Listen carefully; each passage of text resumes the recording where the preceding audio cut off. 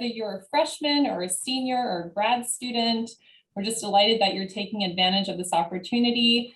My name is Tanya Alabi Varma, and I'm currently a doctoral intern here at CAPS in clinical psychology. So CAPS is actually the building, a big building, 3 stories high on campus. We're always here for you, and it's a great kind of partnership with Career Development Services. I hope that today's presentation is going to be informative for you. Before we start, I just want to kind of say congratulations. You've made it so far. I want to acknowledge your journey, all the effort, the hard work that you've put in to get up to this point. Certainly, you know, college is not easy, and it's a lot of folks kind of don't pursue this route. So congrats on all your efforts so far, from daily efforts to completing assignments, to attending mock interviews, to perhaps doing career fairs. Just want to kind of congratulate you on your journey up to this point. And of course, there's so much left ahead as well. I also kind of want to acknowledge the challenging times that we've been living in. So COVID has been unprecedented. This pandemic has not been easy for a lot of us, for the majority of the world. And, you know, challenging times from kind of rough waters, windy gusts. I put the sailboat here because I really believe that a lot of people have been trying to navigate this. And, you know, challenging times from difficulties in navigating friendships from a distance. Perhaps we've lost some family members, some dear friends, difficulties financially, academically. Perhaps we've had some mental health concerns that have been exacerbated. So it has not been easy. And one of the, I guess, the key kind of factors to this is resiliency. And this is really a key kind of concept that I talk about here at CAPS, and that's very relevant to psychology, is that we are resilient and we must be resilient. And resiliency, if you're not familiar with the concept, is really about kind of adapting well in the face of adversity and in the face of stressors or kind of difficult waters, difficult times. It's about kind of persevering through the difficult times, finding ways to adjust and recalibrate, and, you know, just kind of keep moving forward and taking steps to move forward. So I just want to kind of take a moment to perhaps we could pause and stop what we're doing. And just take a moment, a mindful moment, to reflect upon how far we've come, how far you've come specifically, and take a moment to kind of reflect upon where you want to go specifically, whether that's in your academic life, your personal life, your relationships. And the beauty about it is that when we stop and we take a mindful moment, we can actually kind of redirect our attention, our behaviors, our actions in a way that is in line with our values and our goals. So I actually recommend, when I'm kind of doing individual work with folks, is taking a moment to stop and kind of implement these things into our daily lives. And at any given point, you can always put up that stop sign, that STOP, and just kind of acknowledge, like, this is how far I've come, this is where I want to go, and what can I do to kind of get there. So a lot of concepts that, you know, we learn throughout grad school, throughout life, they're difficult to implement. And sometimes we go through schooling, we have all of the kind of the grades behind us, the courses behind us, and yet there's maybe elements that we could actually work on ourselves personally to help us kind of reach those endeavors and reach our end goals. And so self-esteem is a really important concept, specifically as we're transitioning from school out into kind of the working world. And even during the process of school, self-esteem is a very important kind of characteristic to build upon ourselves and to be aware of. And so what is self-esteem, right? We kind of see the picture on the right here. It's like a man looking at himself in the mirror.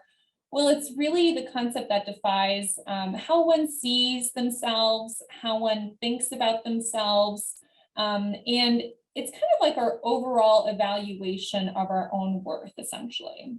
So do we perceive ourselves as worthwhile, as capable?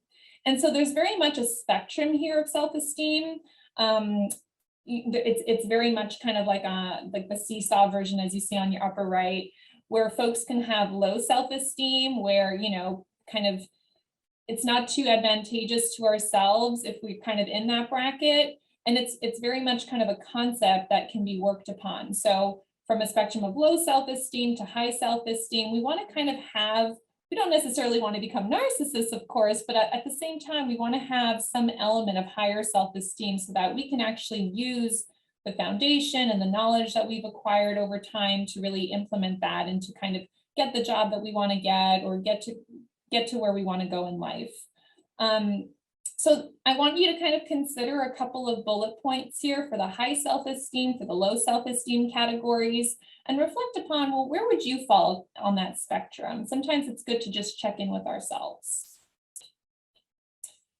So this is in line with the spectrum. An insightful activity or a gentle challenge that we could potentially partake in together is, I want you to kind of ponder upon the question, like, how much do you believe in yourself? And if you could write down a percentage, an overall general percentage of your belief in yourself, maybe jot that down, you can keep it to yourself.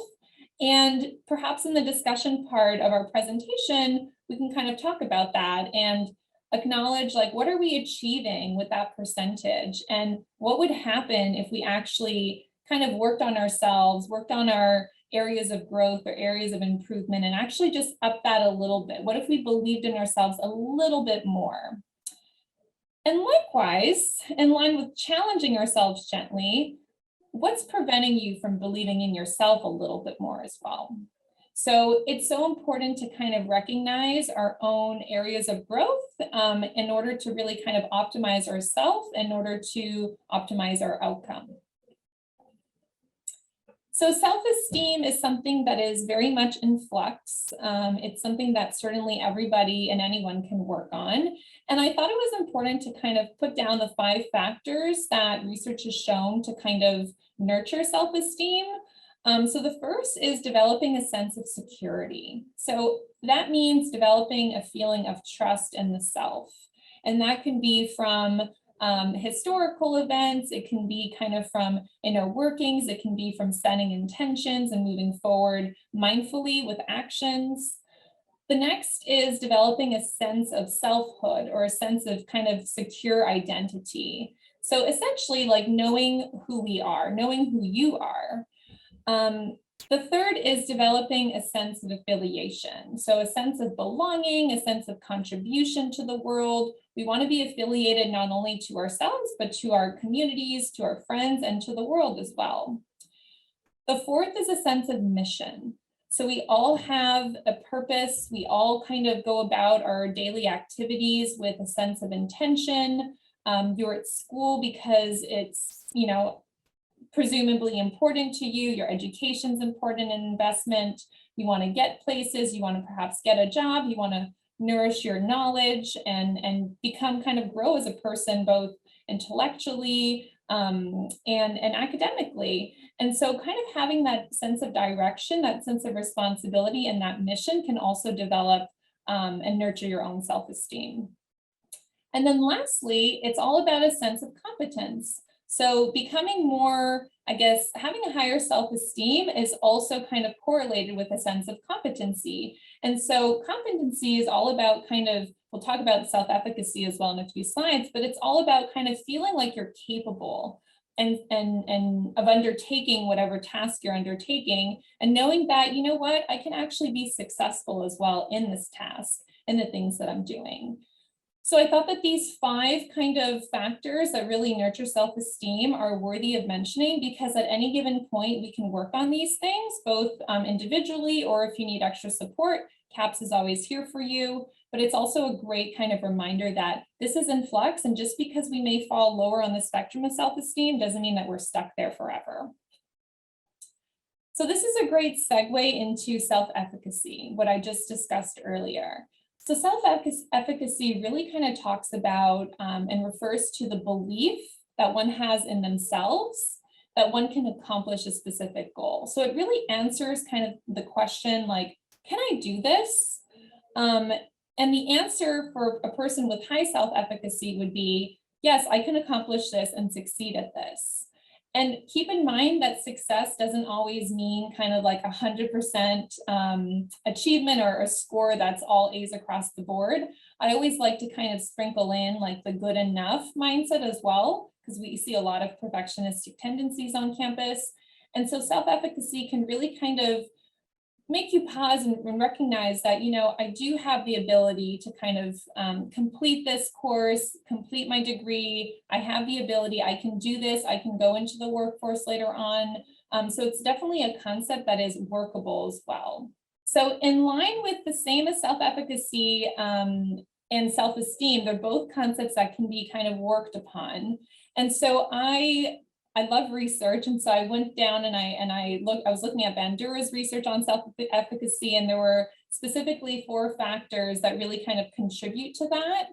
And so it's worthy of noticing that these 4 different factors can be worked upon as well. So in order to kind of increase self-efficacy, we can really kind of focus on mastering, like mastery of experiences, meaning if we increase the likelihood of success, we can now build upon mastery and hence influence self-efficacy. So we can think about positive experiences, whether that's in the past or if we're comparing our experiences to something similar, we've had positive kind of success rates that will contribute to self-efficacy. So again, taking a moment to stop and reflect upon that. The next one is vicarious experiences. So here we're kind of talking about not necessarily engaging in comparison with others, but just kind of like thinking about, okay, I see another person who's, you know, kind of capable of going forward with their goals or capable of accomplishing this or whatever it may be. And it's about kind of acknowledging that, hey, if they can do it, I also can do it, right? It's not like the first time that somebody's doing this.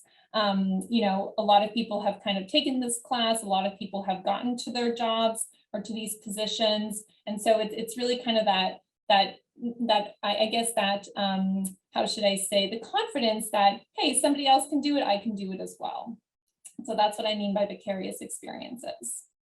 The next is social persuasion. And sometimes this one can be tricky because we may not always get the positive feedback from others, but certainly, you know, if folks have told you in the past that you can do the activity, or better yet, if you can tell yourself that, hey, I can also do this activity, I can accomplish this, that social persuasion comes into play. So it's very much an external and internal dialogue that can promote self-efficacy. And then lastly, just tending to our physical and emotional state. So a lot of times, you know, before people are presenting or doing a project or a presentation or a job interview, they may be feeling kind of like those butterflies in their stomachs.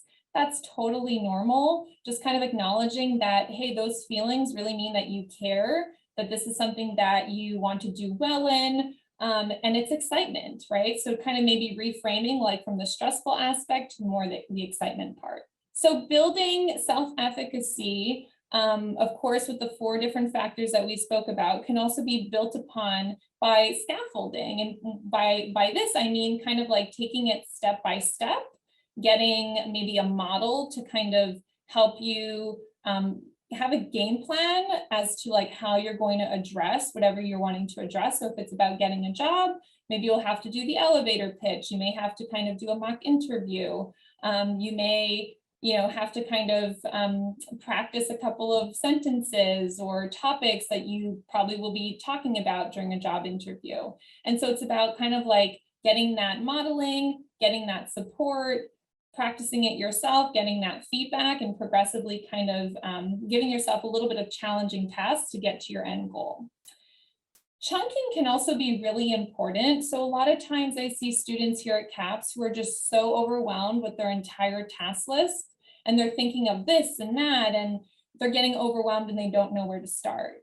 And in this case, I always kind of suggest really kind of having a laser focus, kind of like narrowing down your focus to one thing at a time, to really breaking things down, prioritizing things, and understanding that things can't be tended to all at once. We can really kind of chunk, we can kind of narrow down our focus and tend to one thing at a time.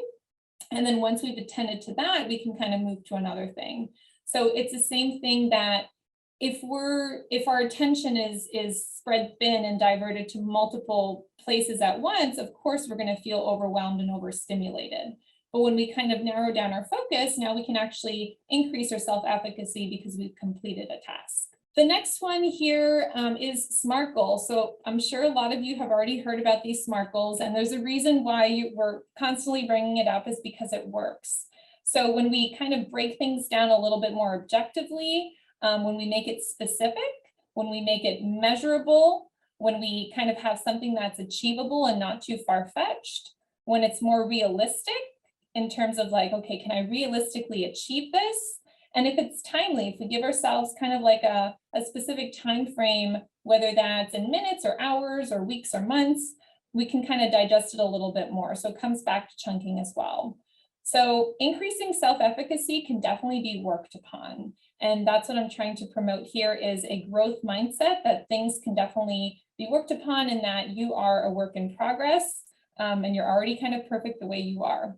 So this also goes in line with the SMART goals is that goals of any kind should be challenging and yet still achievable. So we don't want to necessarily have something that's unrealistically unattainable. For instance, like taking 9 to 10 classes a semester, or depending upon your major, I know some majors here at FGCU may have that, but we don't want to kind of take on too much than we can chew, so to speak. So it's really important to kind of have our goals set in our mind, having a realistic inventory of, okay, is this achievable? Can this be humanely possible? Tracking our goals can really be important and very, I guess, enlightening and sustainable as well. So maybe just like we took a mindful moment when we started this workshop, taking kind of a mindful moment to kind of track how far you've progressed through your stages of development, just kind of understanding that, hey, like I've gotten to where I've gotten to because I've had goals, right?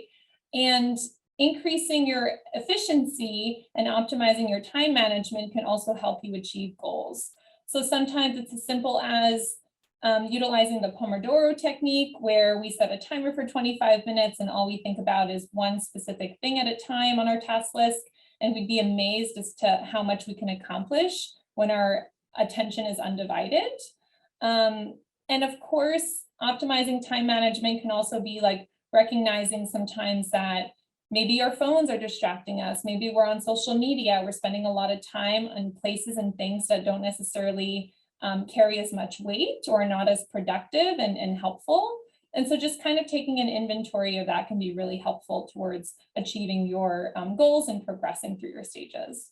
And of course, the most important is celebrating your small accomplishments and your small successes along the way. So the famous saying that Rome wasn't built in a day is so true and so relevant. Sometimes when we kind of envision that graduation, we kind of like fail to kind of really celebrate those small goals. And so with another semester wrapping up, or perhaps another summer semester starting, I want you to really kind of applaud yourself, tap yourself on the shoulder, give yourself a round of applause for how far you've come and how much effort you've put. And it's the small daily things that we do, the small efforts on a daily basis that really kind of lead you to that goal. So just like a staircase here, we wouldn't jump from the first floor to the fourth, right? Success is built progressively, one day at a time. And it's really important as well to remind ourselves that it's not always going to be linear, right? It's not a 0 to 100. It's not exponential. There's going to be twists and turns in the road. There's going to be difficulties. There's going to be gusty winds, windy waters, just like the sailboat. And resiliency plays a part in that, right? We're going to adapt. We're going to face challenges. We're going to brainstorm solutions. And we're going to achieve that idea of success, whatever it may be, slowly, one day at a time. And sometimes we may kind of regress, 2 steps forward, 1 step back, but it's always kind of leading to that direction.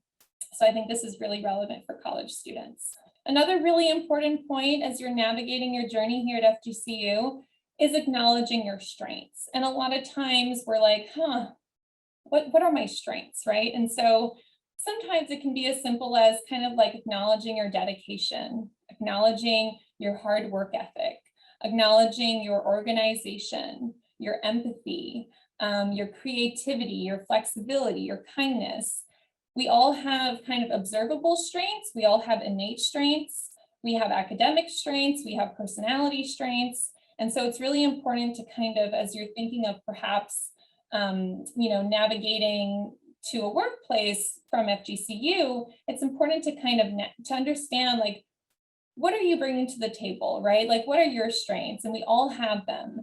And if you would like, you can always kind of write down, maybe make a list of 10 strengths that you feel really kind of set you apart, and take note of that. And I want you to kind of really kind of bolster that. And so that brings me to making a commercial of me, which is a gentle challenge where I want you to make a commercial of yourself and emphasize those positive characteristics that you have and the capabilities that you specifically have as an individual. And sometimes it's just about highlighting your skill set, highlighting kind of the qualities that you bring to the table. We all have unique qualities. And so perhaps it would be helpful with your list of strengths to kind of create a commercial of yourself where now you kind of mock with a friend. You do like a pretend maybe job interview, remembering that good practice actually makes perfect. And by kind of rehearsing it in your mind's eye, you'll be able to really kind of just feel a lot more confident in your ability to deliver that. So this is a great gentle challenge that I recommend for folks as well.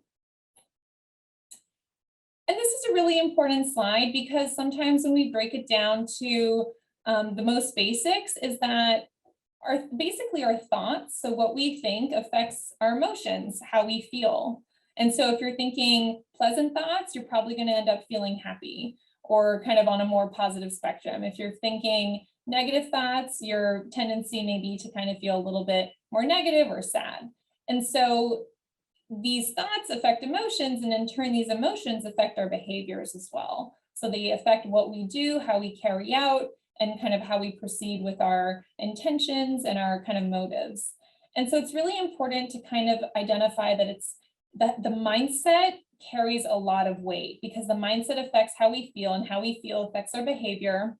And this triangle here, we call it the CBT triangle, the cognitive behavioral therapy kind of triangle. The basic 101 is that our mindset is so important, and the thoughts we think are really, really, really pivotal to how we feel and what we do. And so keeping this in mind, maybe if you're struggling or you just want to kind of take a mindful moment to understand, like, where are your thoughts? How are they affecting you? How are you feeling? And how are they kind of impacting your behaviors? And understanding the progression that your mindset affects your behaviors, and your behaviors essentially affect your outcome as well. So I always come back to this basic triangle because it's just so helpful and puts a lot of things into perspective. So this is another kind of technique that we use in psychology. It's called reframing.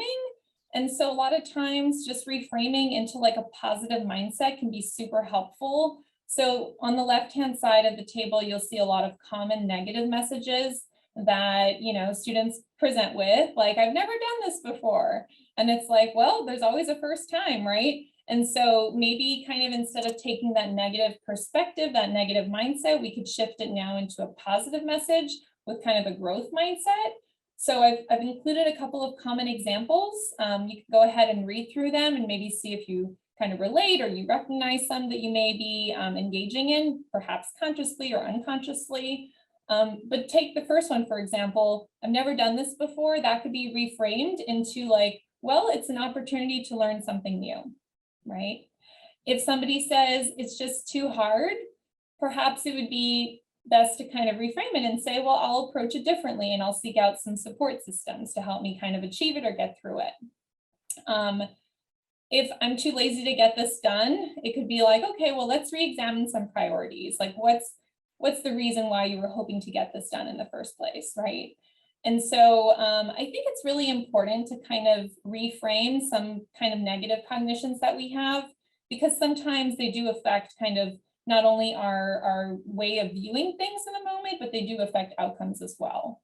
Could be like withdrawal or avoidance, or just feeling overwhelmed in general. So reframing is a really helpful technique and intervention. And then my favorite, I'm all about growth. I believe that at any age, in any way, shape, or form, we humans are capable of growth and change. And so a growth mindset really kind of refers to the belief that a person's kind of perception, their actions, their behaviors can change over time. And it takes work, it takes perseverance, it takes practice, but it's important to recognize that, the concept of like neurogenesis, of growth of neurons, of change, of evolution, these all kind of foster a growth mindset. And so I encourage you and challenge you to take a growth mindset as you're navigating through your journey, to kind of reflect upon your own growth leading up to this point, as well as kind of areas of growth that you could potentially incorporate. So going back to the last slide, if there's any negative messages that you've told yourself, maybe you could kind of have that growth mindset into a more positive reframing. So, by saying I'm a capable person, or I'm able, and I can ask, and I can always ask for additional support and help. That's also a growth mindset, because it gets you from feeling stuck to now kind of navigating through it. And remembering that you're the most influential person that you'll talk to all day. So yes, it's great to attend a workshop like this one, and it's great to kind of seek resources from CAPS and the Career Development Services, and Career Services Department and the whole 9 yards. But it's important to recognize that the dialogue that we have with ourselves is the most important one. Which leads me to talk about the beautiful power of journaling. So I'm a fan of journaling because it really kind of puts our internal thoughts into an external kind of pen and paper. It can be done on your phone, on your computer, or the old-fashioned kind of Dear Diary journal kind of style. But I've incorporated a couple of questions that may be helpful for you. And of course, this recording will be available upon your viewing, so you can always kind of go back, take a picture of the screen if you'd like. But these are kind of important points to kind of reflect upon and consider, and keep in mind that we want to kind of approach it with a growth mindset as well. So it's important to kind of recognize that we all have struggles to some degree, and we're always in a constant state of change and growth. And some of these prompts may be really helpful for you, others not so much, but I encourage you to kind of give it a try and put your thoughts on paper. You'll be amazed at how you reflect back upon it. It's also really important to consider the element of confidence. So confidence is another kind of concept that is so important, especially as we navigate through college, we go into the working force. Please remember to be kind to yourself. Challenge those critical negative thoughts that you have. Again, your own internal dialogue is the most important one that you'll ever have. And so I really encourage you to kind of become your own best friend. Speak gently to yourself, speak kindly, and know that confidence is a process. Doesn't happen overnight, but by focusing on the positives, kind of writing down a list of things that you're proud of that you've accomplished so far, that could certainly help with confidence. Also, if you try something new, like a novel challenge, or if you learn a new kind of psychological skill, perhaps you've learned in this workshop, or if you meet a new person and you develop kind of a friendship or an ability or a skill, that can really kind of also boost confidence. And lastly, just talking to someone. So if you're struggling with low confidence and you kind of feel like, I should probably address this with someone, feel free to reach out to CAPS. I put this here to remind you that you are a unique individual. No one else in this world is like you. And this kind of really makes you very special. So our life experiences, our genetics, our upbringings, our desires, our preferences, this all makes you very, very unique. And so I just wanted to kind of remind you of your uniqueness and embrace it as well. And then this is one kind of element that is really helpful for folks, specifically as they're navigating challenging times, whether it's academically, family-wise, interpersonally, kind of socially, whether it's economically, financially. Sometimes we forget to kind of control the controllables, and we get caught up in all the weeds around us. So this is really kind of something that I like to kind of, reflect upon and work with my clients here at CAPS is what's in your control and what can you focus on that's in your control. There's always going to be things that are out of your control. And of course, we can worry and have anxiety about them, but that doesn't necessarily always help us. It actually hinders us sometimes. So I just wanted to include this to remind you that take inventory of what's in your control. And when in doubt, you can always come back to the statement of control your controllables. And I really like to have a holistic kind of approach to health, both physical health and mental health. Just having a life in balance. I've included a flamingo standing on one leg because I feel that we're all balancing, responsibilities to some degree. And so it's important to kind of be aware that kind of wholeness, our individual wellness is composed of so many different facets of our lives. And so here you'll see kind of the wellness wheel. And it's important to recognize that we can focus on different aspects of our lives at different times. So perhaps you're a student and your intellectual kind of facet of wellness is more prioritized than, say, your financial, right? Because you may not be working full time. Or if your physical health needs tending to, that would probably be a facet that you really need to focus on. So just kind of keeping this in mind as well, and adjusting and shifting your attention and focus to different needs at different times. And then, of course, taking it one day at a time, doing what you can do with what you have, where you are. It's really important to kind of recognize that it's a journey. Sometimes it's not easy, but you always have a lot of support. Here at CAPS, we are here for you. We have a list of services that we offer, both in person and telehealth. And we have an in-house psychiatrist. We have a dietitian who works with us. We work closely with the student care team, with the career development services, and we're always here for you. So this is kind of how to get in contact with us. There's the EARS hotline that's available 24/7. We always have a licensed clinician on staff if you are in distress. You can always walk into CAPS, you can call as well. And we are located on the 3rd floor of the Student and Community Counseling Center, just across from Lucas Hall. And lastly, most importantly, remember to enjoy the journey. It's a beautiful experience. Sometimes it can get challenging, but in the grand scheme, it's a beautiful experience that is worth enjoyment. And go Eagles.